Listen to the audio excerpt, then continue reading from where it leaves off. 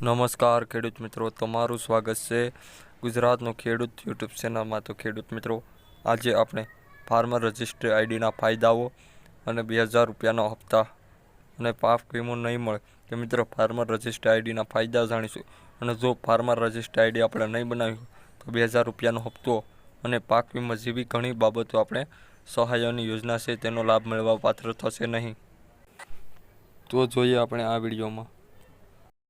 તો ખેડૂત મિત્રો, તેના આધારે ખેડૂતો પાક લોન એટલે પાક માટે લોન મેળવી શકે.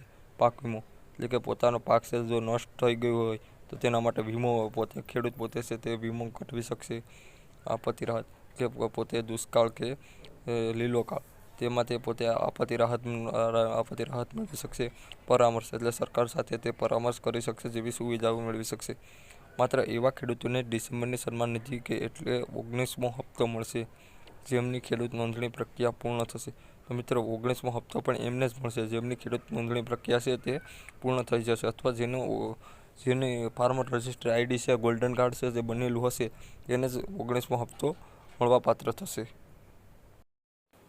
તો ખેડૂત મિત્રો, આ યોજના 7 જુલાઈથી શરૂ થશે, જેની પ્રક્રિયા 1 જુલાઈથી શરૂ કરવામાં આવશે.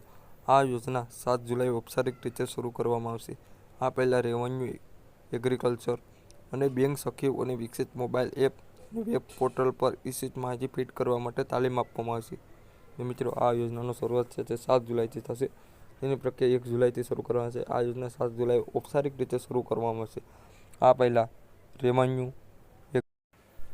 તો ખેડૂત મિત્રો, ખેડૂત રજિસ્ટ્રી માટે ખેડૂતોનો આધાર નંબર અને ખતરોની મોબાઈલ નંબર જે આધાર સાથે લિંક છે તે જરૂરી છે. યુનિક નંબર જે તમામ પ્રક્રિયાઓ પૂર્ણ કર્યા બાદ ખેડૂતને આપવામાં આવશે. નોંધણી પૂર્ણ થયા બાદ કિસાન ગોલ્ડન કાર્ડ બનાવવામાં આવશે. જિલ્લામાં કૃષિ વિભાગમાં 3,63,000 ખેડૂતો નોંધાયેલા છે, જેમાંથી 72,553 મહિલા ખેડૂતો છે. તો મિત્રો, અત્યાર સુધીમાં 72,553 મહિલા ખેડૂતો છે. તો મિત્રો, જો આ ખેડૂત રજિસ્ટ્રી છે તે ખેડૂતનો આધાર નંબર છે એ મોબાઈલ નંબર આધાર કાર્ડ સાથે લિંક જરૂરી છે. જે યુનિક નંબર છે તે પ્રક્રિયા પૂર્ણ કર્યા બાદ ખેડૂતને આપવામાં આવશે અને જે કાર્ડ બનશે તે ગોલ્ડન કાર્ડ તરીકે ઓળખવામાં આવશે. જિલ્લા કૃષિ અધિકારી સદાનંદ ચૌધરી કહે છે કે આનાથી પીએમ કિસાન યોજનાનો લાભો મેળવવાનું સરળ બનશે. ખેડૂતોને સરળતાથી લોન મેળવી શકશે. આપત્તિઓ દરમિયાન વળતર માટે ખેડૂતોની ઓળખ કરી શકાય છે. સ્કીમનો લાભ મેળવવા માટે તમારે વારંવાર વેરિફિકેશન માટે જોડવું નહીં પડે. તો કૃષિ મંત્રી અધિકારી સદાનંદ ચૌધરી કહે કે પીએમ કિસાન યોજનાનો લાભો મેળવવાનું સરળ બનશે. ખેડૂતોને સરળતાથી લોન મેળવી શકશે.